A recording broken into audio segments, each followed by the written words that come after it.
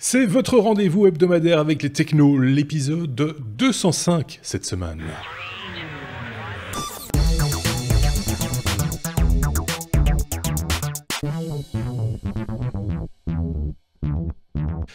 Épisode 205 qui va se dérouler avec deux chroniqueurs, comme quasiment à chaque fois. Ces deux-ci, tenez, Sébastien d'un côté, celui qui a des cheveux, de l'autre côté, Bruno, qui n'a pas de cheveux, parce que c'est notre seul Bruno, de toute façon. Mais c'est celui qui a un chat, donc comme ça situe un petit peu, surtout ceux qui n'ont pas l'image. J'ai envie de vous dire. Est-ce que tout va bien, les petits camarades, cette semaine? Cette semaine se passe bien, oui, malgré le temps. Cette semaine se passe pas trop mal, ouais. Ouais, ça a l'air. Bon, quelques dégâts avec le temps, hein. Oui, ben c'est ça, il y a du vent, hein. Ah ouais, il y a des trucs, le jardin, ça aime pas le vent. Ah, les jardins, en plus, il y a eu des dégâts dans le jardin. On peut pas parler de jardinage. Un morceau de clôture en moins, mais oui. On va s'amuser, on va passer un bon week-end. Super. Bon, ben écoutez, justement, à l'amorce de ce week-end, ce qu'on vous propose comme chaque fois, c'est notre revue de presse hebdomadaire technologique. En tout cas, la technologie, les informations technologiques telles que l'ont vu ces deux zigomards durant cette semaine. Donc forcément, on va pas parler de tout. Forcément, on va laisser des choses sur le côté. Mais peut-être qu'on va vous parler de choses que vous aviez ratées, loupées. C'est un petit peu ça l'objectif aussi. C'est de vous amener à découvrir d'autres choses en matière de technologie chaque semaine. C'est ce qu'on essaye de faire en tout cas. Est-ce que j'ai du courrier des auditeurs? Non. J'ai rien noté de particulier cette semaine côté du courrier des auditeurs. C'était un petit peu, il y en avait un petit peu partout. Alors, ce qui est assez rigolo, après, là, on est dans notre 5e saison des technos, c'est qu'on commence à avoir beaucoup de commentaires sur d'anciens numéros, d'anciens épisodes ou d'anciens hors-série, mais qui remontent des fois très très loin. Par exemple, pour l'instant, j'ai vu, en tout cas, cette semaine, j'ai vu un commentaire, Sébastien, sur un hors-série que tu avais fait sur ton passage de Windows à Linux. Ah, et donc quelqu'un a fait une petite remarque concernant OpenOffice, je pense, mais bon, bref, rien d'extraordinaire. Et donc, quand on retourne comme ça dans les commentaires, on découvre qu'il y a beaucoup de commentaires, enfin, on les lit en général, mais de temps en temps, on perd un peu le fil. Après quelques années, vous vous rendez bien compte. Et puis, on voit qu'il y a de la vie derrière, que les gens, entre eux, communiquent et se partagent des informations. Et ça fait bien plaisir, parce que c'est un peu le but aussi, hein, c'est de vous donner des petits espaces comme ça, pour partager entre vous quelques connaissances, quelques compétences. Si on peut aider à ça, on en est bien content aussi. Hein. Je pense que vous êtes tous les deux d'accord avec le principe. Si vous le voulez bien, on peut donc directement passer à notre abécédaire. La lettre A comme agenda, c'est moi qui l'ai rajouté au planning, cette lettre A comme agenda, mais ça aurait pu être A comme Apple également, puisque on a pris connaissance de deux dates cette semaine. D'une part, une annonce probable le 25 mars concernant l'avenir du service de streaming Apple, concurrent de Amazon, de Disney+, et consorts. Manifestement, ce serait le 25 avril, puisque l'événement s'intitule It's Showtime. Donc on se doute qu'il s'agit quand même de quelque chose qui a trait à de la culture, à du cinéma, etc. Donc il y a de fortes chances que ça aille dans ce sens-là, donc on en saura plus avant la fin du mois. Et puis, autre date qui va intéresser certainement plus le monde des développeurs, c'est la traditionnelle WWDC, cette grande messe, on va dire, signée Apple. Ça se déroulera du 3 au 7 juin cette année. Ça se passe toujours au mois de juin, mais là on a les dates plus précises, du 3 au 7 juin. Il y sera probablement question de iOS 13, entre autres, mais pas uniquement, puisqu'on parle aussi de WatchOS 6 et de tvOS 13. Donc voilà, ça c'est le programme pour les semaines, les mois à venir concernant Apple. Je ne sais pas si l'un ou l'autre de ces rendez-vous, Sébastien ou Bruno, vous intéresse le plus. Aucun des deux, aucun. Hein, si. Ah, quand même. Moi j'ai une coupe dans l'oreillette qui me dit attention, on va se taper quelques procès de la part de Netflix et consorts, comment ça s'appelle, un petit procès de Spotify. Donc ça c'est une petite news qu'on n'a pas repris, mais effectivement, position dominante d'Apple dans pas mal de domaines, ça va jaser. Et le 25 mars, ça m'intéresse. Moi, ça m'intéresse. Ouais, avec un catalogue qui risque d'être assez conséquent. Et apparemment, on parle de présence d'acteurs assez en vue d'Hollywood. Donc, on suppose aussi que le catalogue va être intéressant parce qu'ils ont quand même investi beaucoup d'argent, manifestement, ces dernières années dans ce domaine. Sébastien. Oui, et donc après avoir Elon Musk qui nous parlait, maintenant c'est Team Apple qui parle dans l'oreillette. Team Apple, Team Apple, ouais. Team Apple, Oui, hein. Team Apple. oui, c'est comme ça que l'appelle, Oui, celui-là, ouais. Trump. Celui-là. Trump, ouais. Non, mais Team Apple, Donald Trump appelle Tim Cook Team Apple parce qu'il trouve ça plus facile, plus rapide et certainement très respectueux aussi à sa manière. On va dire ça comme ça. Voilà, ça c'était pour la lettre A comme agenda. On peut passer, si vous le voulez bien, à la suite. Qui n'en est pas vraiment une, parce que on peut déjà toucher un mot d'un bonus, parce qu'il y aura un bonus à cet épisode 205, on n'en fait pas chaque semaine, mais là, ça méritait, c'était une news qui méritait sans doute de sortir, d'être extraite de l'épisode. C'est une news que nous apporte Sébastien, et que tu voulais traiter un petit peu à part, parce qu'il y a peut-être des choses à en dire, et que voilà, on n'a pas envie de prendre beaucoup de temps dans cet épisode 205 pour en parler. C'est cette rivalité, on va dire, politique, entre une future candidate au présidentiel et les GAFA, c'est ça, hein? C'est ça. Et donc, c'est un peu le début de la guerre round one, donc entre donc Elizabeth Warren et les GAFA. C'est très amusant parce qu'il y a eu pas mal d'échanges, pas mal d'échauffourées entre les deux. Il y a quelques trucs un petit peu croustillants qui se sont passés. Et il y a surtout toute une question sociétale sur laquelle elle s'intéresse sur tous les géants du web. Et le contrôle qu'ils ont, le pouvoir important, qui est très intéressant à discuter et qui dépasse, même si c'est tout autour de la technologie, et ça passe un petit peu de sociétal, on aime bien, hein, on déborde un peu là-dessus, et donc je pense qu'on allait passer beaucoup de temps à en discuter. donc on y reviendra dans quelques heures maintenant, par rapport au moment où vous écoutez, ou dans quelques jours, si vous écoutez très très rapidement cet épisode, ou là déjà disponible, si vous avez tardé un petit peu, bah, vous avez ce bonus consacré donc à cette question, Elizabeth Warren versus les GAFA, et Facebook plus particulièrement, puisque c'est de cette news-là dont on va parler, mais voilà, on n'en dit pas plus pour le moment. C, la lettre C déjà comme contrôle, on va parler d'une base de données bien étrange, découverte en Chine, et c'est Sébastien qui s'y colle une fois de plus. Yep, et c'est Victor Gevers, un chercheur en sécurité qui est à la base de la news, et en fait il s'est dit qu'en Chine il pourrait trouver quelques bases de données non protégées, et donc voilà, il s'est dit allez, je vais chercher. Donc il a commencé à chercher et il en a trouvé des dizaines de milliers, donc voilà, vraiment un gros paquet. Et puis une en particulier, donc il y en a une dizaine qui sont très très intéressantes, pour lesquelles effectivement il y a beaucoup de data qui sont accessibles à tout le monde comme ça, sans protection. Et une en particulier qui contient les coordonnées de 1,8 million de personnes. Alors on se dit 1,8 million de personnes sur la taille de la Chine, ça va, c'est pas énorme.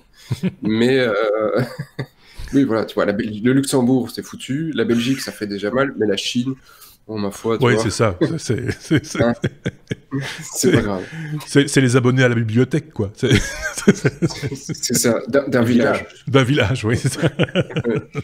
Et en fait, le village, les femmes viennent quasi toutes de la capitale ou des alentours.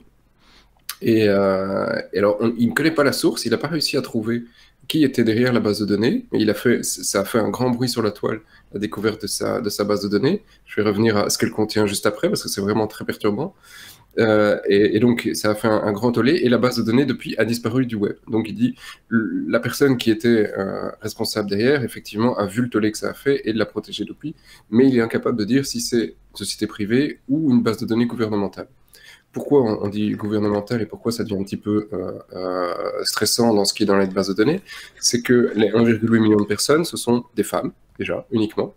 Donc, ça, c'est targeté. Et ces femmes sont aux alentours de la capitale. Et que contient cette DB, en plus de savoir effectivement le sexe, le nom, le machin, les ID Facebook, le fait de savoir si oui ou non ils disposent de vidéos sur la petite dame. Bon, voilà, admettons, ça c'est gentil. Le statut marital, ça c'est intéressant. La date de naissance, le niveau d'éducation, les choix politiques, etc. Le village exactement dans lequel elles habitent. Et puis le fait de savoir si, oui ou non, elles sont en âge de procréer. Enfin. Si elles sont disponibles à la procréation. Et là, il dit, ben voilà, ça, c'est quand même un tag qui est un petit peu étrange. Et tu retrouves des femmes de 15 à 35 ou 40 ans, un truc dans la DB, qui sont effectivement disponibles avec vidéo, photo et tout le bazar pour savoir si oui ou non elles sont disponibles pour faire des enfants. C'est une ébauche de Tinder chinois? Non, enfin non. Peut-être. Alors après, on peut partir dans tout plein de délires paranoïaques ou conspirationnistes sur que contient cette DB, pourquoi ils ont créé cette DB et quel en est le but. Malheureusement, là, je pense qu'on n'aura jamais réellement la réponse. Mais c'est assez perturbant, je veux dire, de voir qu'on a des bases de données pour savoir si oui ou non une femme est disponible pour faire des enfants. Voilà, bah, si vous voulez, il y a 1,8 million de femmes qui sont probablement... Mais non, mais on n'a plus accès à la base de données, c'est bête. Oui. Non, mais c'est vrai que de nouveau, c'est à rajouter à la longue liste que l'on avait déjà faite il y a quelques temps, hein, concernant ce qui se passait en Chine au niveau technologique, puisque c'est cette question-là qui nous intéresse, mais c'est sociétal là aussi, hein, on le voit bien. Donc ça pose plein de questions, et je suis sûr que si on tombait sur une pareille liste sous nos latitudes, ça ferait un scandale gigantesque. Hein. Enfin, je sais pas ce que vous en pensez, mais... Il y a les coordonnées GPS aussi et tout. Hein.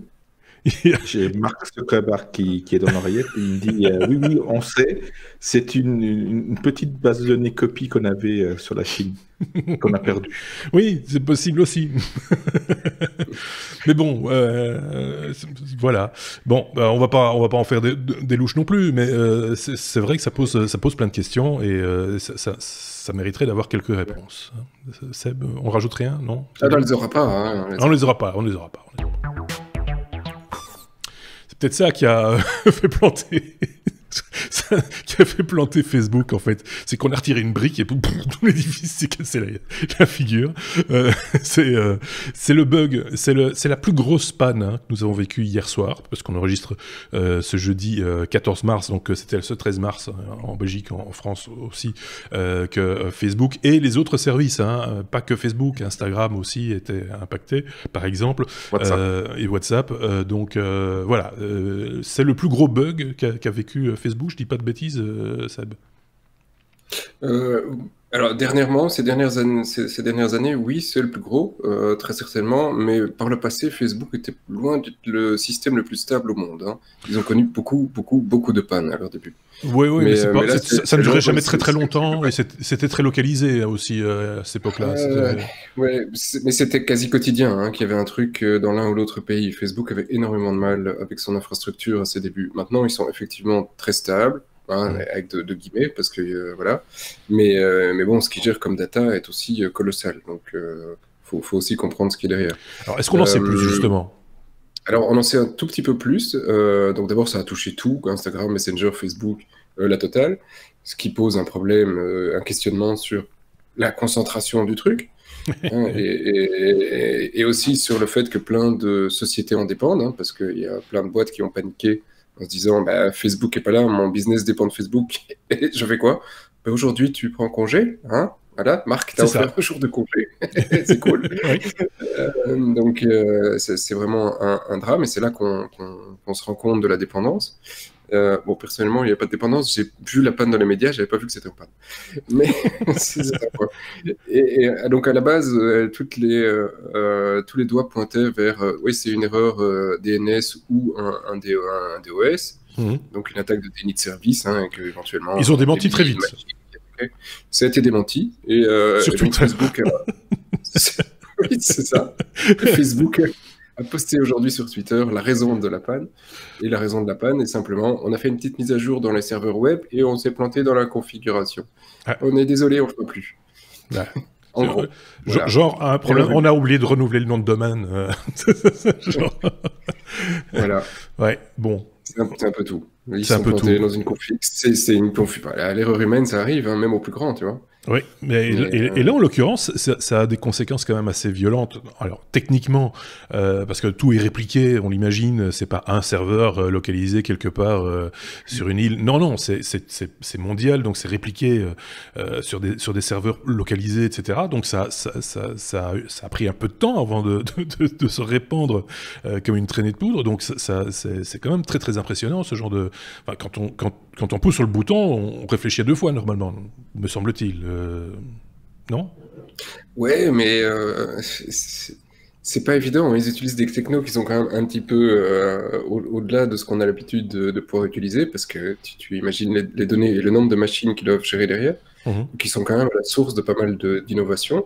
On peut cracher autant qu'on veut sur Facebook. Ils ont apporté quand même pas mal aussi à la communauté libre et sur le fait d'arriver à gérer des projets qui sont aussi énormes. Au niveau infrastructure. Et la problématique là-dedans, c'est que quand tu appuies sur le bouton pour le déployer, t'es parti. Hein. Oui, mais ce qui interroge aussi quelque part, c'est qu'il y a quelque part un point commun entre tous ces services, que ce soit Facebook, Instagram, etc. Il y a quelque part un noyau, on va dire c'est comme ça, commun à l'ensemble de ces services. Et là, ça pose quand même des questions en termes oui, c'est ça, de sécurité, de tout ce qu'on veut. C'est quand même très, très, très particulier. Quel pourrait être ce point commun, en fait ? Le service d'authentification. Oui. Bêtement, le service d'authentification, il ne doit pas y avoir des milliers de machines qui gèrent ça.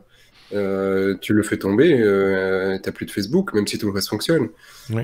Parce que tu ne sais pas identifier les consos. Et il y a toute une série de points qui sont très, très problématiques. Le DNS, tu fais tomber le DNS, les serveurs DNS qui sont derrière. Ouais. Tu peux avoir tous les serveurs qui ronronnent, il n'y a plus personne ne sait où est Facebook, tu vois. Ouais. C'est comme si tu te promenais en rue. Le DNS, pour ceux qui ne sont pas trop, c'est transformation entre le nom et l'adresse IP de la machine. C'est comme si tu te promenais en rue, il n'y avait plus de numéro sur les maisons. Le facteur va avoir du mal. Là, ça va être compliqué. Donc, il y a plein de trucs pour lesquels, effectivement, il y a moyen. Et ça, par contre, le DNS, en général, c'est du DOS. Oui, c'est ça. Par contre, du coup, on a vu, je lisais ça juste avant qu'on enregistre, une recrudescence du nombre d'enregistrements sur d'autres services. On pense tout de suite à Twitter, mais pas uniquement. C'est également chez Telegraph, ils ont enregistré, je pense que c'est 2 millions, si je dis pas de bêtises, de nouveaux inscrits sur Telegraph dans la soirée d'hier. Donc, il y a un autre truc que tu verras dans 9 mois. Les gens se sont vraiment fait chier. Ceux qui n'ont pas ouvert de compte Telegram auront un autre problème. Si tu te souviens, à l'époque, ça s'était passé. Il y avait une énorme panne de courant en Hollande il y a des dizaines, plus d'une dizaine d'années. 9 mois après, il y a eu un pic énorme de natalité. Oui, il y a eu la même chose avec une panne d'électricité à New York. Je crois que c'était dans les années 60, où là aussi, il y a eu un boom démographique, parce que plus personne n'était devant sa télévision, et donc, du coup, il fallait bien s'occuper. Voilà. Et donc, du coup, on retrouve des plaisirs simples. Envie de dire. et donc voilà, ce sont des choses qui arrivent. Et là, on en est là aujourd'hui. Pardon, de là à dire que Facebook nuit à la vie sexuelle du monde entier, il y a pas. Hein. Oui, je pense que oui. mais voilà, mais effectivement, moi j'ai vu des réactions sur Twitter, forcément. De gens qui pourtant sont des gens quand même réfléchis, posés, etc. Ils disent, mais qu'est-ce qu'on va faire ? On va pas pouvoir publier nos 3 posts Instagram de la soirée, qu'est-ce qui se passe, machin, etc. C'est le monde qui s'arrête. Ça, c'est un petit peu... il y a une véritable dérive, quelque part, de se dire que les plans de communication, marketing, etc. sont ciblés à Instagram, Facebook, et que si ça plante, mais qu'est-ce qu'on va faire, quoi ? On a travaillé toute la journée pour préparer des jolis visuels, on ne pourra pas les utiliser parce que ça ne marche pas. C'est complètement... c'est un peu fou comme manière de fonctionner. Mais enfin, ça, c'est qu'est-ce que vous voulez ? C'est le web d'aujourd'hui. Hein, on aura encore l'occasion de parler. C'est pas Elisabeth qui te contredira. Voilà, c'est ça. On en reparlera aussi de ça. On est à la lettre H, comme Harley Davidson. Non, on ne va pas vous reparler du modèle du gros cube électrique dont on avait déjà évoqué l'existence, puisqu'ils ont sorti un gros modèle électrique chez Harley Davidson il y a quelques semaines, quelques mois maintenant. Non. ça va plus loin que ça. Aujourd'hui, Harley-Davidson, non seulement pense électrique, mais vit électrique, fait pipi électrique, mange électrique, ils font tout électrique. Ces gens-là. Ils font de la chaise électrique aussi. Peut-être aussi, ouais. Donc voilà, tout d'un coup, Harley-Davidson s'est acheté une vie électrique. Oui, ils veulent s'acheter une bonne conscience avec toutes ces petites actions-là. Et là, du coup, qu'est-ce qu'ils ont fait, Harley-Davidson? Ils ont racheté une petite start-up spécialisée dans les vélos électriques pour enfants, du nom de Stasic. Donc, voilà, une société qui a fait deux petits modèles électriques pour enfants qui peuvent ressembler plus ou moins à des shoppers, à des Harley, oui. Mais il y aura effectivement le petit logo Harley-Davidson. Donc ils vont les trouver, leurs motards, ils vont les trouver avec le biberon, hein, et après ils vont faire des vrais motards sur des motos électriques probablement. Donc c'est deux petits vélos, rien de bien spécial. Donc c'est des modèles de 8, 12 et 16. Non, c'est 16 et 14 pouces. Ouais, c'est de l'ordre du jouet. Voilà, c'est de l'ordre du jouet. C'est plus un jouet, mais c'est électrique. Bon, moi, je suis plutôt d'avis que pour les enfants, il faut mieux les faire bouger. Mais Harley-Davidson, non. Ils disent, voilà, nous, maintenant, on fait tout électrique. On fait pas de vélo, on fait des vélos électriques. Et après, on fera des courses moto. Donc, alors, je me demande si d'une part, si c'est de la diversification, on pourrait comprendre éventuellement, de roues, moteurs, machin, etc. Ou alors c'est vraiment de l'endoctrinement dès le plus jeune âge. C'est-à-dire que ce qu'il y a deux roues et un moteur, c'est forcément Harley-Davidson, les enfants. Moi, je pense que c'est plutôt ça. Genre, c'est plutôt ça, mais je pense qu'ils vont quand même compléter la gamme et combler les trous entre les deux, parce que c'est vraiment, ils sont à l'opposé, hein, c'est les enfants et les papis, on va dire. Oui. Oui, c'est vrai. Voilà, s'ils sortent une gamme de vélos, pourquoi pas? La marque a quand même une certaine aura qui peut inciter les gens, et en tout cas, ça sensibilise les gens à voir ça autrement, à voir l'électrique autrement. Si Harley-Davidson s'y intéresse, c'est que c'est bon. Oui, c'est ça, mais c'est pas tout à fait... Enfin, je vais assez dans ce sens-là. Si demain, Harley-Davidson sortait un vélo avec un peu de gueule, quoi, pas un vélo... mais un vélo, je veux dire, classique électrique, sous la marque Harley-Davidson, je suis sûr que ça aurait eu un certain succès et qu'ils iraient chercher un autre type de clientèle que le gros barbu à veste de cuir clouté avec un oiseau dans le dos, quoi. Sébastien avait levé le doigt.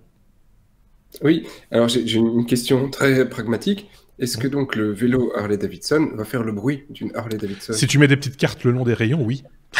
Il va peut-être faire le bruit de la Lightwire, qui est un bruit complètement différent. Ouais, non, si tu cherches le bruit du moteur de péniche traditionnel de la Harley-Davidson, il faudra trouver quand même d'autres combines. Mais si tu veux faire du bruit avec ton vélo, c'est pas très compliqué. Une passe à linge, une carte à jouer, et le tour est joué. Okay. Mais ils vont encore rajouter vélo, là, ils ont juste 5 rayons, donc ça fera. Oui, c'est ça, il faut rouler beaucoup plus vite qu'avec avec d'autres vélos. Donc ça c'est con. Sébastien, tu voulais encore rajouter quelque chose? J'ai encore une question. Donc, maintenant, ils ont les vélos pour les enfants, ils ont les motos pour les adultes. Est-ce qu'ils ont quelque chose de prévu pour les déambulateurs? Pour les très très vieux clients, le déambulateur électrique. Ça pourrait être intéressant.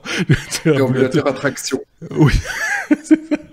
Oui, et autonome, qui peut venir te chercher. Tu vois, parce que quand il t'a oublié, oh, j'ai lâché mon déambulateur, et puis tu peux pousser sur une télécommande et le déambulateur revient. Il y avait quelque chose dans l'oreillette, Bruno. Oui, j'ai le fils à Davidson. C'est le fils à David qui me dit oui, c'est prévu dans nos plans, on va faire ça aussi. Donc, oui, pourquoi pas, finalement. Hein, on peut imaginer toutes sortes de gadgets de cet ordre-là, mais je pense que là, on rêve un petit peu quand même. Alors, on va parler immigration. C'est comme immigration dans cet épisode. On va parler de l'ICI qui ne recule devant rien. Sébastien, il faut que tu nous mettes tout ça dans le contexte. S'il te plaît, mets-nous ça dans le contexte. Alors, le contexte, il est beaucoup moins drôle. L'ICI, c'est le service américain qui est responsable le contrôle de l'immigration. Donc, en gros, ils ont des clandestins, ils les cherchent, ils les chopent, ils les foutent à la frontière et ils se disent « one point ». En gros, hein, on n'est pas loin, quoi. C'est un peu le job de l'ICI. Ils ont très mauvaise réputation, ils sont pas très appréciés par un public américain en tout cas, sauf par les gars de très très très à droite. Ils sont très contents. Et ici, c'est un article qui vient de TechCrunch qui a reçu une dénonciation. Et en fait, il faut savoir que ils recherchent donc les clandestins, et pour les rechercher, ils ne reculent devant absolument rien. Donc à la base, ils ont réussi à avoir des informations de la police. Donc quand ils cherchent un clandestin, qu'ils ont un numéro de plaque connu, ils demandent à la police, est-ce que tu connais le clandestin? Est-ce que tu l'as vu quelque part? Et la police lui répondait gentiment, oui, je l'ai vu, non, je l'ai pas vu. Donc, jusque-là, on va dire, c'est plus ou moins un travail d'enquête assez classique. Le problème, c'est que la police, maintenant, a un système de surveillance des véhicules assez poussé qui enregistre les numéros de plaque de tout le monde. Si on prend New York, Los Angeles et autres, eh bien, chaque fois que tu passes à un coin de rue, bim, on enregistre le fait que ta voiture est passée là. Comme ça se fait maintenant en Belgique et certainement en France aussi. Il y a des appareils ANPR, comme on dit, qui reconnaissent automatiquement les plaques, et on en voit de plus en plus sur les bords des routes. C'est en train de pousser comme des champignons pour surveiller tout ce qui se passe sur les routes. Il y en a des mobiles aussi qui se déplacent dans les rues pour vérifier si tu as bien payé ta place de parking, etc. Tout à fait. C'est un système qui est vraiment en train de connaître un boom, je trouve, depuis quelques mois. Ils en ont construit un peu partout. Voilà, il n'y a pas un jour quasi où je ne vois pas un nouveau système installé dans une ville en Belgique. C'est vraiment impressionnant. Et ils contrôlent tout, assurance, PV, enfin tout est vraiment...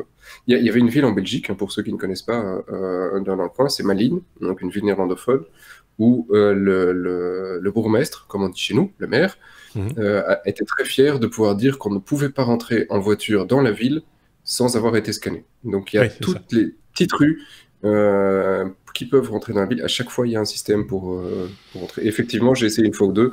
À chaque fois, on se trouve face à un de ces systèmes.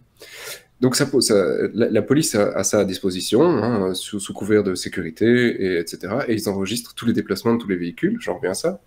Et donc, du coup, les gars de l'ICI, ils se disent, c'est génial, maintenant, je peux demander à la police tous les déplacements des véhicules que je connais. Oui, sauf qu'à un moment, ils se disent, plutôt que de se casser la tête à toujours demander à la police, comme c'est prévu par la loi, si on me donne accès à la base de données, c'est pas plus mal. Et donc, c'est géré par une société privée, Vigilant Solutions, et qui, effectivement, a donné accès à l'ICI et à ses 9000 agents à tous les déplacements de tous les Américains dans tous les États-Unis. Sous couvert de rechercher les immigrants. Donc ça fait un peu scandale en se disant, mais pourquoi est-ce que les mecs de l'ICI, ils savent où je vais au resto, à quelle heure je sors du travail, où je vais, qui je vais voir, etc. Ils disent, ces gars-là n'ont pas à savoir tout ça. Et effectivement, normalement, légalement, ils n'ont pas à savoir ça. Ça doit être demandé à la police qui répond au cas par cas, et pas eux qui peuvent se promener dans la base de données comme ils en ont envie. Donc voilà, c'est un petit peu scandale pour le moment, ça part un petit peu en cacahuète. Je pense qu'ils n'auront plus accès très très vite.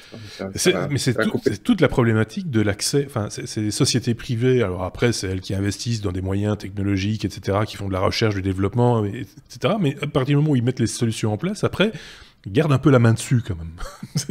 et puis ils vendent aussi les informations à qui ils veulent bien les vendre. Enfin, il y a un côté un peu ambigu, soyons clairs, dans le chef de certaines entreprises de ce type-là aussi. Donc ça manque quand même méchamment de contrôle, non? Ici quand même, parce qu'on ne parle pas d'un agent, mais 9000 agents qui avaient accès à 6 milliards de records où ils pouvaient se promener dans tous les sens. Donc, oui, c'est un peu tout et n'importe quoi. C'est étrange que le truc soit resté aussi longtemps caché du public, qui a le droit de savoir. Après, c'est un débat public et politique de savoir est-ce qu'on donne oui ou non l'accès à ce département, l'accès donc à toutes ces datas. Si c'est voté oui, ok, c'est un choix du peuple, et alors ils peuvent y avoir accès, mais au moins ça doit être connu de la part du public, et ici il n'était pas censé avoir accès, donc ça crée un certain scandale. Ou conditionné à l'avis d'un juge, ou conditionné à des choses qui sont de l'ordre de... Enfin, qui mettent un peu qui est un contrôle. Un contrôle, voilà. Donc, et là... voilà, quoi. Les trois piliers, comme on nous l'explique à l'école. Tu vois, voilà, c'est un peu ça. Moi, je dirais que, dans ce cas-ci, il vaut mieux pas avoir de voiture. Voilà. Oui, mais faut pas croire, à la reconnaissance faciale, t'as intérêt à avoir un masque aussi. Oui, c'est ça. Donc, non, mais il y a certains films de science-fiction qui étaient de gros bides, mais qui ont quand même eu un certain succès. Mais on les voit venir, mais j'ai l'impression que ces gens ont passé leur jeunesse au cinéma. Comment ça s'appelait encore? C'était le truc avec Tom Cruise, non? Avec Tom Cruise, c'était Minority Report. Ou Ouais. quand tu passais dans une rue, et ça c'était vraiment malin, tu passes dans une rue, il te reconnaît et il te met de la publicité ciblée sur les panneaux publicitaires, dans les stations de métro, dans la rue, etc. C'est juste... Ça a déjà été fait. Ben oui, c'est ça le pire. Bon, par contre, faire une greffe d'un œil de quelqu'un d'autre pour éviter de se faire choper, là, par contre, là, on n'y est pas encore, à mon avis. Donc, quoique, on ne sait pas, en fait, peut-être que demain...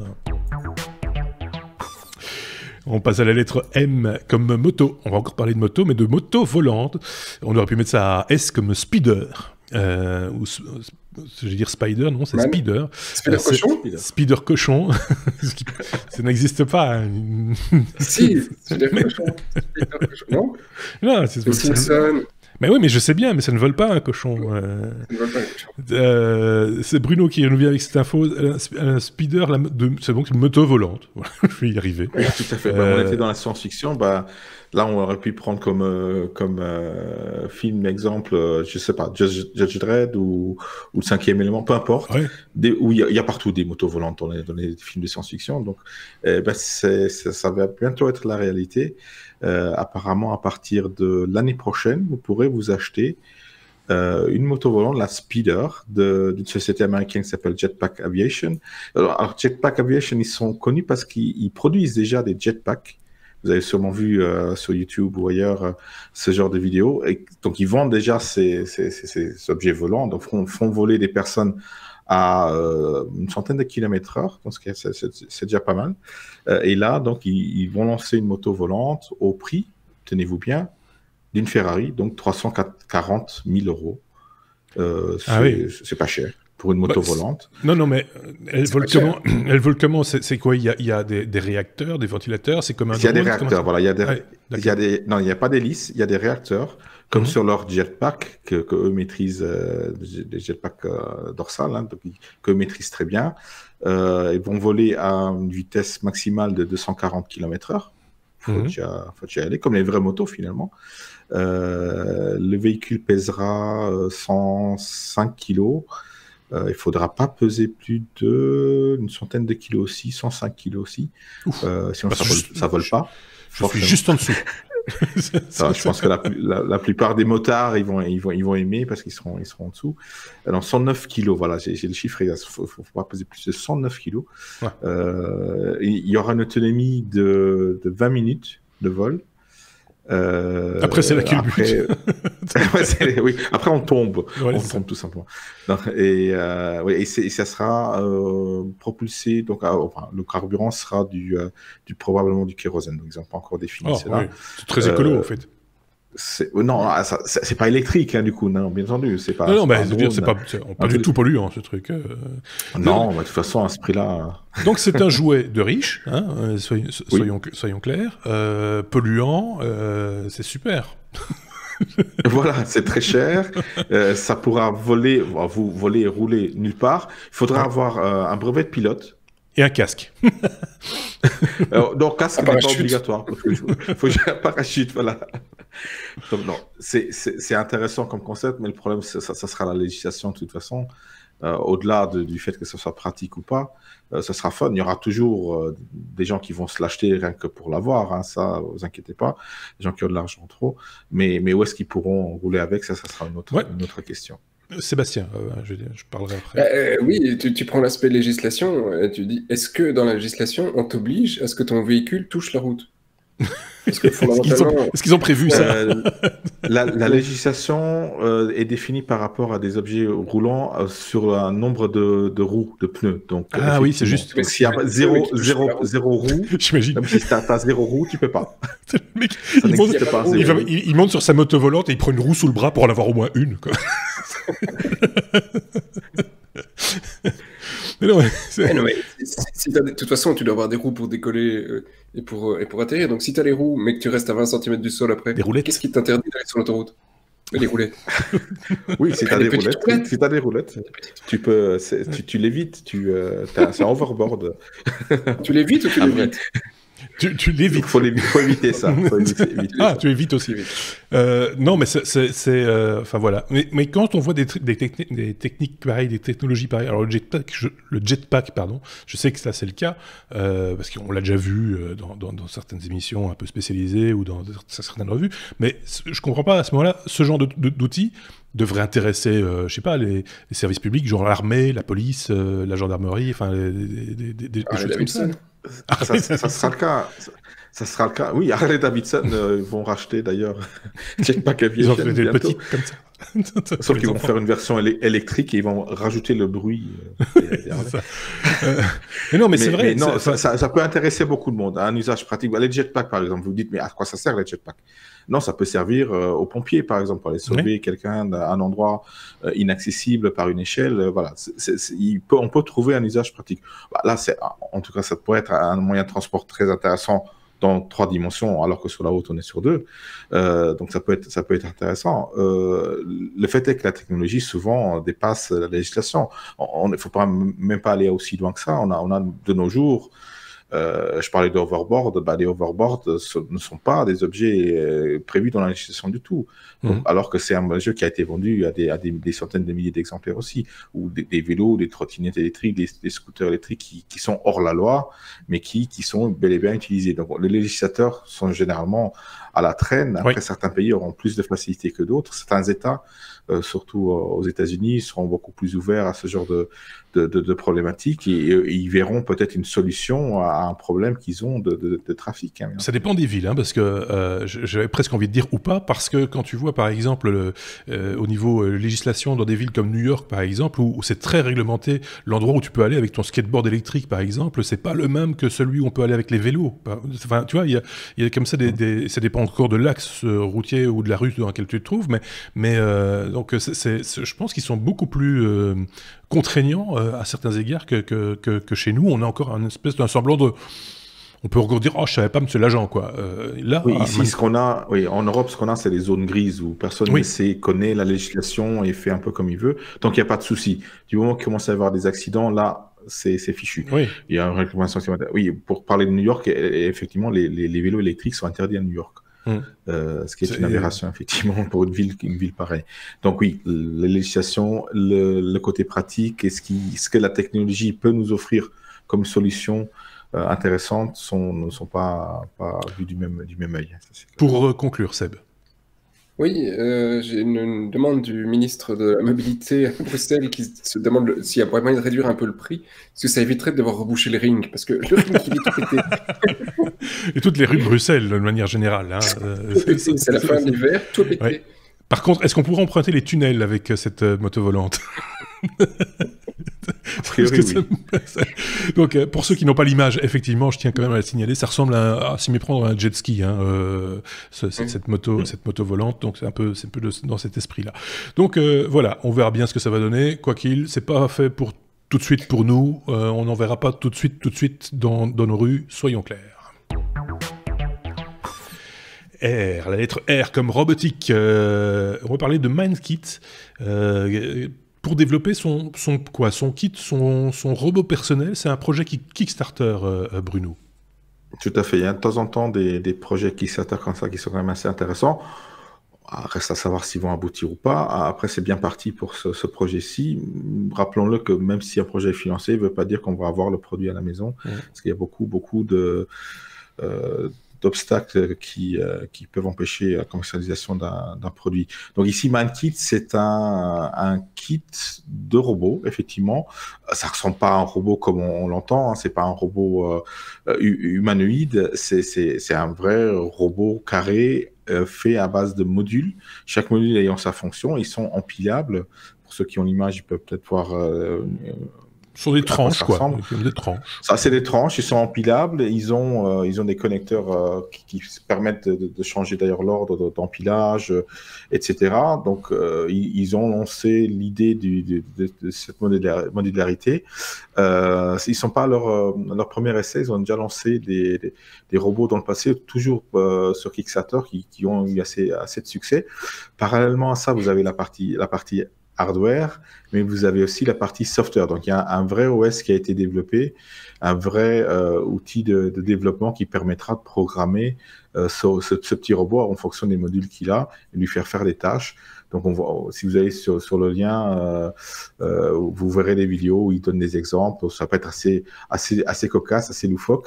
Après, c'est juste des idées et chaque petit développeur ou ingénieur va pouvoir développer son petit robot. Oui, ça s'adresse à qui parce que tu parles petit ingénieur. Petit ingénieur. Oui, ça peut s'adresser à tout le monde, aux grands enfants, à ceux qui... Il faut quand même avoir une petite base de programmation, ça c'est clair, parce que oui, c'est quelque chose qu'on programme, sinon ça n'a pas beaucoup d'intérêt, surtout au prix, parce que ça va quand même, comme ça, va quand même coûter facilement plus de 1 000 €. Ah oui. On va avoir quelques modules, oui, mais on peut vraiment faire de la vraie robotique.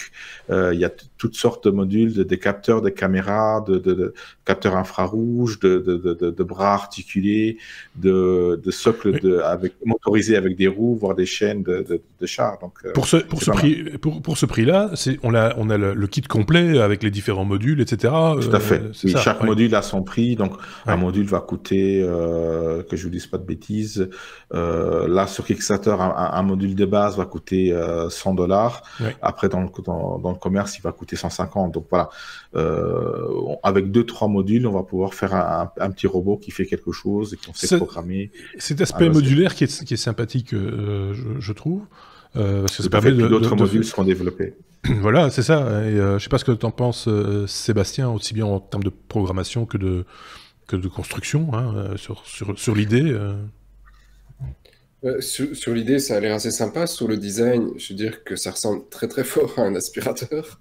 Oui, c'est parce que la version avec les roues ressemble un peu à un traîneau d'aspirateur. Oui, c'est vrai. Non, oui, comme un aspirateur autonome, quoi. Ça ressemble à un aspirateur autonome. Oui, c'est ça. Oui. Ils ont pas le voir, quoi. Donc, question look, ça, voilà, on peut faire mieux, les gars.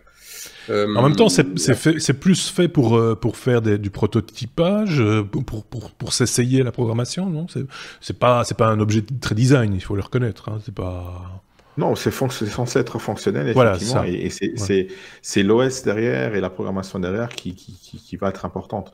Le côté design n'est pas vraiment le but de ce produit. Là, c'est le côté pédagogique, côté fonctionnel après et l'utilité qu'on va en tirer de ce petit robot.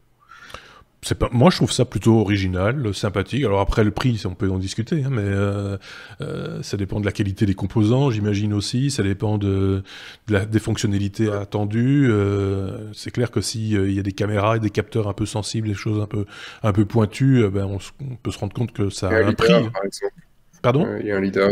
Il y a un leader. Il y a un lidar, par exemple. Donc déjà, c'est une technologie qui n'est pas à portée de tout le monde non plus. Hein. C'est conditionné, donc j'imagine qu'on n'a pas de fer à souder à sortir, des choses comme ça. Donc pourquoi pas, hein, On a vu des projets Kickstarter plus couillons que ça, hein, soyons clairs. Oui, tout à fait. Oui. Et là, il n'est pas encore financé, il y a encore 6 jours, donc je pense que ça va quand même être financé. Et c'est prévu, la commercialisation est prévue à partir de septembre, donc c'est pas si loin que ça. On mettra le lien, comme d'habitude, en dessous de cette vidéo ou dans l'article sur le blog lestechno.be. Vous retrouverez, comme on le fait systématiquement d'ailleurs avec toutes les news dont on parle dans nos épisodes, vous retrouverez le lien vers la page Kickstarter de ce projet qui s'appelle MindKit. Vous nous en direz des nouvelles, ce que vous en pensez, ou si vous connaissez quelque chose d'équivalent.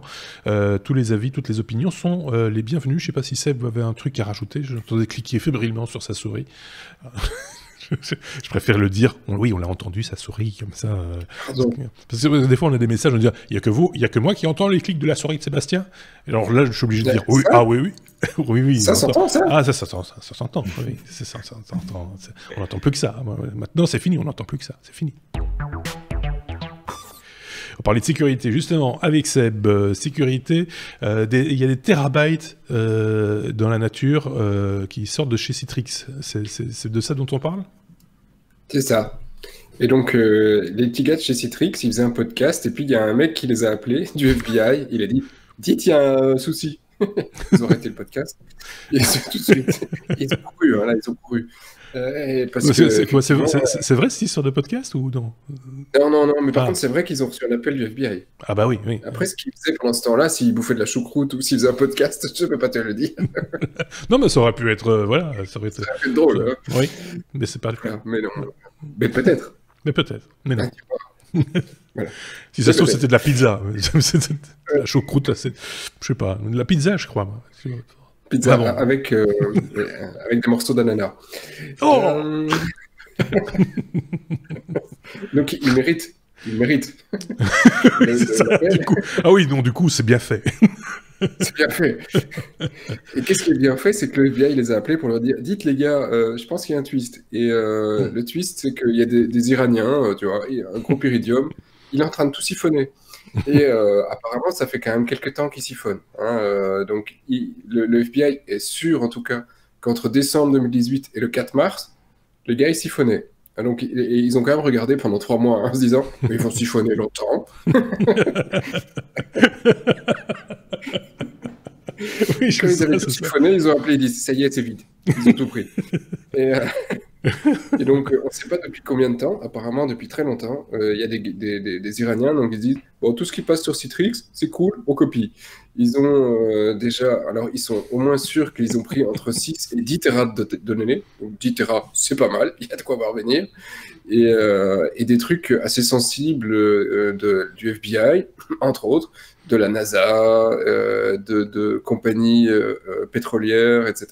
Parce qu'en fait, tous ces gens hébergent des applications pour pouvoir les faire tourner à distance sur plein de machines, mais ces applications génèrent des datas. Par exemple, il y a des programmes comptables, il y a plein de trucs, tout ça tourne dans le cloud chez Citrix. Et donc, c'est pas tellement les données de Citrix qui sont dans la nature, c'est surtout les données de tous les clients qui sont dans la nature. Et donc, là-dedans, il y a beaucoup de données ultra confidentielles. Citrix, c'est un peu comme, pour ceux qui connaissent pas, c'est un peu comme Amazon Web Service, hein, c'est un peu le même principe, c'est un peu le même genre de... C'est ça, t'installes un client et t'as ton logiciel qui tourne sous Windows en général, hein, il y a, je pense, sous Linux, ça marche pas terrible, et t'as un logiciel qui tourne chez toi alors qu'il n'est pas chez toi. Oui, c'est ça. Voilà. Donc, déporter la charge sur des serveurs, et puis avec un contrôle, on l'imagine, qui est très fin, très précis, avec des mecs qui bouffent des pizzas pendant que les FBI les appellent. Voilà. Donc, c'est quand même fantastique. Hein. Enfin, c'est pas mal, hein. En plus, 6 Tera, ça se voit pas, tu vois. Il n'y a pas de trafic, tu vois. C'est bizarre, ça rame aujourd'hui YouTube, les gars. C'est ça. On est en train de regarder un film sur Netflix. Ça bug un peu. C'est pas de la HD, on est passé en SD. Pourquoi? Non, mais c'est vrai. Enfin, c'est quand même. Enfin, là, ils peuvent remercier quelque part le FBI, quand même, même s'ils les ont avertis un peu tardivement, mais c'est juste un petit peu pathétique, quoi. Donc, tout ça pour dire, parce qu'il y a toujours une morale à tout, quand vous mettez vos informations, vos données quelque part, pour des raisons professionnelles ou privées, d'ailleurs, faites un petit peu attention, dites-vous bien qu'il y a toujours un risque, et essayez de trouver des garanties, d'essayer d'en obtenir en tout cas, si c'est possible, auprès de votre hébergeur, si vous le faites avec votre hébergeur, parce que des hébergeurs de sites web maintenant qui offrent ce type de service aussi de plus en plus, hein, donc voilà, autant le savoir. La lettre W, évidemment, ça, on était obligé un petit peu d'en parler. Hein. W comme WWW. Donc, c'est un joyeux anniversaire que nous avons souhaité cette semaine. C'était le 12 ou le 13, j'ai toujours un doute sur la date. Quoi qu'il, 12 ou 13 mars, c'est l'anniversaire du web. Donc, joyeux anniversaire, le web. On était un petit peu obligé de le dire. Ce qui a amené tout le monde à parler d'Internet. du coup. C'est génial, ça n'a rien à voir. Donc voilà. Non, mais ce qu'il faut reconnaître, c'est que pour beaucoup de gens, et même je serais tenté aujourd'hui de dire la majeure partie des gens qui utilisent le web, ils ont appris le mot Internet à cause du web. Parce qu'avant ça, c'est un truc, on pouvait leur parler de tout ce que vous voulez, Internet, ça leur parlait pas. Dès qu'ils ont eu accès au web, ils ont compris ce que c'était Internet. Donc du coup, par association d'idées, tous les journalistes vous ont souhaité à Internet un joyeux anniversaire. Ce qui est un peu idiot parce que Internet c'est beaucoup plus vieux que ça en fait. Soyons clairs. Bruno. Oui, justement, oui, c'était un peu cette différence-là qu'on voulait un peu souligner, c'est que Internet c'est très très vieux. Bah, je pense plus vieux. Les années 60. Des auditeurs, les années 60. Ouais. C'était ARPA. Au début, donc l'idée c'était effectivement d'avoir un réseau. Oui, c'était basé sur des protocoles, donc les protocoles qui font la base d'internet et du web forcément, ce qui est un dérivé, c'est les protocoles TCP/IP pour les réseaux et puis tous les protocoles de HTTP et consorts, HTML, les langages qui permettent un peu d'avoir cette communication-là. Et notamment, par exemple, l'email. L'email n'est pas du web. Hein. L'email, c'est juste un échange de données entre deux ordinateurs à la base. Et l'email date des années 70, 70. Donc, c'est pas même fin 69, je pense. Le premier email qui a été envoyé. Et le web, tel qu'on le connaît, en fait, il a 30 ans. Donc, c'était en mars 89 au CERN. Oui, c'est... Il y en a qui disent que c'est français, il y en a qui disent que c'est suisse. Bon, alors, dire que c'est européen, géographiquement parlant, si on prend la géographie, le bâtiment est sur le territoire français. J'ai vu des cartes. Après le CERN, mais bon, CERN, c'est quand même... mais la porte d'entrée est en Suisse. Exactement. Donc, on vous donne un bout de chocolat et on vous fait passer en France, comme ça, on frotte. Non, mais en fait, c'est un gars de Berners-Lee qui a fait la proposition, en fait, de dire, voilà, vu qu'on a Internet, on a un réseau qui existe, ce serait simple d'afficher des informations en utilisant un métalangage, le HTML, Hypertext Metalanguage, qui permet de mettre en forme ce contenu textuel à l'époque surtout, mais ce qui était la grande différence, c'est qu'il n'y avait pas que du texte, ça en connaît ce genre de langage, les imprimeurs, les imprimeries connaissent ces langages-là pour mettre en forme, par exemple, un livre. Mais dans un livre, il n'y a pas de lien. Et c'est justement ça que différencie le HTML les hyperliens pour passer d'une page à une autre, et c'est ça qui définit tout le web. Et si vous regardez un petit peu le web de nos jours, finalement, tout se base là-dessus, des hyperliens. Après, il y a les images qui ont été rajoutées, d'autres documents qui ont été rajoutés, mais la base est toujours la même. Et sur toutes les pages, vous aurez toujours des hyperliens pour aller naviguer d'une page à une autre, voire dans la page même. On va faire un jeu. Je vais citer des services et vous allez me dire si c'est web ou Internet. Ils sont pas chauds. Oui. On va commencer avec un truc. On va commencer avec un truc simple. Facebook. Internet ou web? Web. À la base web, mais maintenant non, pas que.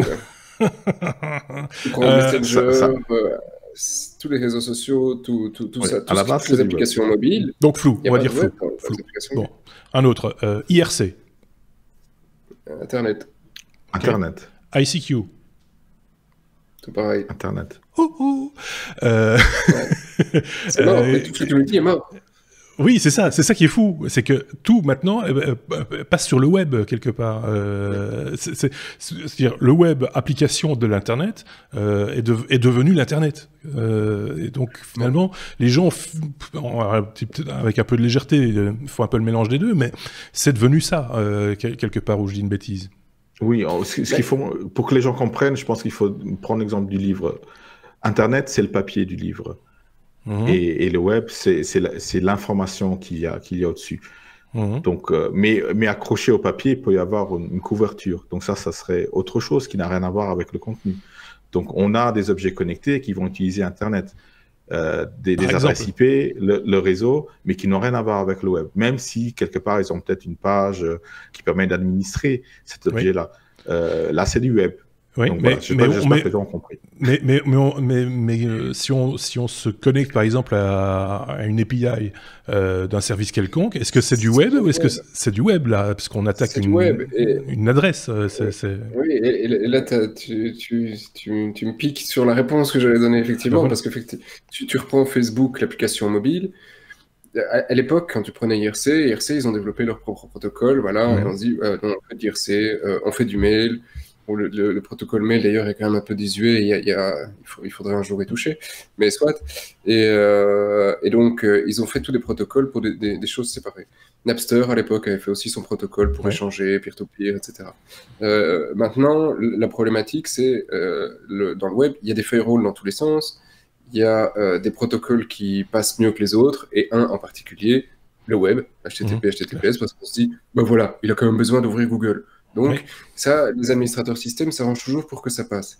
Du coup, au lieu d'avoir des protocoles propriétaires, comme à l'époque, si on prend Feu Napster, c'était des protocoles propriétaires qui échangeaient les données, bah là, maintenant, toutes les applications, quasi toutes, utilisent du web pour pouvoir transférer une donnée, parce que c'est des appels services du reste, en général.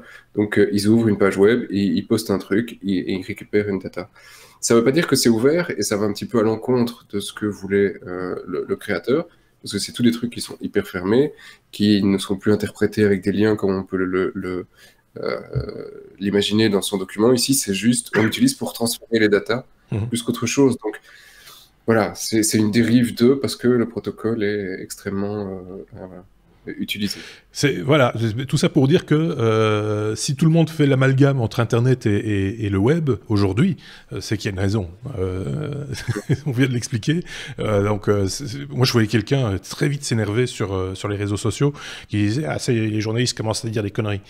Oui, c'est quelque part historiquement une couillonnade, mais au regard de ce que l'on voit aujourd'hui, ça l'est moins quand même que si on avait sorti ça il y a 30 ans, ça c'est clair. Donc voilà, c'est tout ça pour souhaiter encore un joyeux anniversaire au web.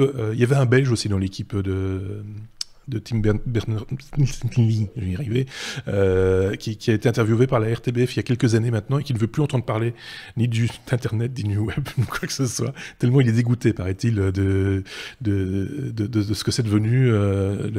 Les idéaux de départ ont un petit peu été, il faut le reconnaître, un petit peu balayés du revers de la main par beaucoup de monde, et on aura certainement l'occasion de reparler des GAFA, Sébastien, dans un prochain bonus, par exemple, parce que ça fait porter aussi de cette idée-là. Soyons clairs. Ça fait un peu papy, vieux crouton, mais c'est comme ça. Qu'est-ce que vous voulez 30 ans, quoi. C'est dingue. Le déambulateur, Harley, bien marché. des trucs qui volent. On est à la lettre W comme oui mais non, parce que ça mérite vraiment un oui mais non. C'est Tesla qui, finalement, va garder ses showrooms, mais augmenter ses prix. Donc, l'idée, si vous voulez, et je pense que Bruno ne va pas m'en vouloir de prendre ce raccourci. La semaine passée, on en parlait avec l'autre Sébastien. C'était question de dire, ben voilà, ils ferment les concessions, mais ça permettra de pas augmenter les prix. On avait à peine fini d'enregistrer cet épisode, on était très contents de notre truc et tout, qu'on apprend que, ah non, finalement, ils vont garder les concessions ouvertes et ils vont augmenter les prix. Donc, mais c'est quoi cette communication à 2 balles ? C'est justement ça le problème. Le problème, c'est pas qu'ils gardent et qu'ils augmentent les prix. Ça, à la limite, on peut le comprendre. Il faut qu'ils vivent quelque part. Enfin, l'idée, c'est, on va juste lancer une idée comme ça. On va voir quelles seront les réactions, et puis on va réagir après. Mais ça, c'est de la communication à la Elon Musk, je suis désolé. Alors que c'est pas ça. Lui, ils l'ont retiré, ils lui ont dit, tu ne dis plus rien, tu ne communiques pas, tu ne fais plus aucun tweet comme Donald Trump. Il n'a pas le droit, mais il le fait quand même. Parce qu'il dit, bon, je suis le président, je fais ce que je veux. Mais Elon Musk, il ne fait plus. Mais là, c'est Tesla qui communique une bêtise. Ils disent, ouais, on va fermer les concessions. Ils ont sûrement eu déjà les employés des concessions qui ont dit écoutez, moi j'ai quand même un emprunt à payer et si vous me foutez la porte puis il y a les clients qui viennent et disent et moi je vais faire où mes révisions de voitures et je vais essayer où mes voitures. Il y avait déjà tous les concurrents qui se frottaient les mains parce qu'ils disaient Tesla ça va. Les économistes parlaient déjà de faillite, oui, c'est ça. Oui. Voilà, ils parlaient de faillite et c'est ça qui les a fait faire marche arrière et ils ont dit voilà, pas augmenter les prix sur les prix les entrées de gamme, on va garder les mêmes prix, mais sur les gros modèles, là, vous allez prendre 2 à 6% de majoration de prix. Ouais. C'est bien, comme ça va payer tout le monde et nous, on va pas continuer à pouvoir sortir des voitures en retard qui coûtent trop cher. Voilà. En gros. Tu parlais de cette communication, c'est quand même insensé, quoi. C'est insensé. Tu parlais d'un test éventuel. On pourrait s'imaginer que c'est le cas depuis qu'on a appris, par exemple, je fais une brève parenthèse, mais c'était cette semaine aussi, Netflix a affiché sur ses plateformes des tarifs qui étaient un petit peu augmentés par rapport au prix réel, sans augmenter le tarif, mais juste en affichant des prix supérieurs pour voir comment allaient réagir les nouveaux inscrits. Est-ce qu'il risquait d'y avoir des réticences, etc. C'était juste un test. C'est quand même des pratiques très particulières, quoi. C'est un petit peu comme si dans les magasins on peut le faire d'ailleurs aujourd'hui, puisque il y a plus d'étiquettes sur les produits, tout est conditionné par des petites étiquettes informatisées qui changent toutes seules. C'est tiens, le paquet de bonbons là, il y a une petite fille qui passe devant, rajoute 10% pour voir, rajoute 10%. Ah, elle le prend quand même, c'est bon, on va le laisser comme ça. C'est ça, en fait, hein. C'est complètement aberrant, mais c'est comme ça, quoi. Ça donne des idées à Sébastien, du coup. Tiens, peut-être une idée de start-up. Non, mais le pire... oui, ça se passe. Oui, mais moi, je pensais pas que ça se passait aussi de manière aussi flagrante. Bien sûr. Ils se sont dit, personne va voir, personne a su qu'on voulait fermer, donc bon, ça va, on va annoncer autre chose, ça va personne n'en a parlé. À part ce vague podcast belge, personne n'en a parlé. Allons-y. Allez, je vais t'expliquer un truc, mais ça, toi tu le connais certainement, mais tous nos éditeurs, je suis pas sûr. Comment est-ce que une société va définir la réduction, par exemple, qu'ils vont te donner pour, je sais pas moi, allez prendre un exemple simple, ton anniversaire. Ils disent, si je te donne 5 €, est-ce que tu vas venir en magasin faire un achat? Peut-être, tu vois, ça dépend du magasin, on s'en fout. Oui. Et donc, quel est le principe pour le commerçant? C'est s'assurer des revenus tout en te donnant le moins possible. C'est pas des philanthropes, tu vois. Ça, donc, clair. comment ils font? C'est facile. Ils vont envoyer à un échantillon un bon à 5 €. Ils vont envoyer un échantillon un bon à 6 €. Ils vont envoyer un échantillon un bon à 7 €, etc. Ils vont faire autant de cas qu'ils ont envie de tester. Oui. Et ils vont calculer celui qui le coûte le moins et rapporte plus. Voilà. Donc, et au fur et à mesure, ils vont tester à chaque fois de temps en temps pour s'assurer qu'ils ne donnent pas trop pour gagner suffisamment. Donc c'est normal quand tu vas recevoir 5 € et ton voisin peut-être 10. Donc, n'acceptez rien. Foutez le bordel, n'acceptez rien. 5 €, c'est pas assez de toute façon. Non, mais c'est vrai. Enfin, voilà. Bon, d'accord. C'est comme ça. Oui, bon. Écoutez, moi, je pensais que nous étions encore dans un monde un peu civilisé, mais... Voilà. C'est le monde d'Internet. Enfin, qu'est-ce que vous voulez? Allez, je retire ce bandeau. Car ça s'est fait, encore un truc de moins. On va avoir enregistré juste après cet épisode 206 un bonus, on vous l'a dit, que vous découvrirez dans les heures ou les jours qui viennent. N'ayez crainte, on vous le proposera très bientôt. Merci encore à vous sur YouTube par exemple de vous abonner, de cliquer sur les pouces également. Merci encore, c'est notre seul salaire, je tiens à le rappeler à chaque fois. C'est pareil pour les plateformes. On va pas manger beaucoup. Non, c'est des pouces en plus. Mais c'est pareil sur les plateformes de podcast, podcast audio. Vous êtes nombreux à nous écouter en audio essentiellement d'ailleurs. Donc là aussi, les commentaires et les étoiles ou quel que soit le mode de notation qui est prévu, n'hésitez pas à nous en mettre des étoiles. Ça permet de mieux se faire connaître et d'être plus nombreux comme ça et d'avoir plus de commentaires et donc d'augmenter la communauté autour de nous, etc. Comme ça, vous pouvez critiquer, par exemple, Sébastien. Vous pouvez lui lancer des questions. Critiquer. J'ai fait des efforts sur la lumière. C'est vrai. Merci. On s'en fout. C'est vrai, on s'en fout. Je rigole. Merci en tout cas Bruno, merci Sébastien. On se retrouve très bientôt, bien sûr, pour ce bonus ou alors pour l'épisode 206 la semaine prochaine. À très bientôt, au revoir.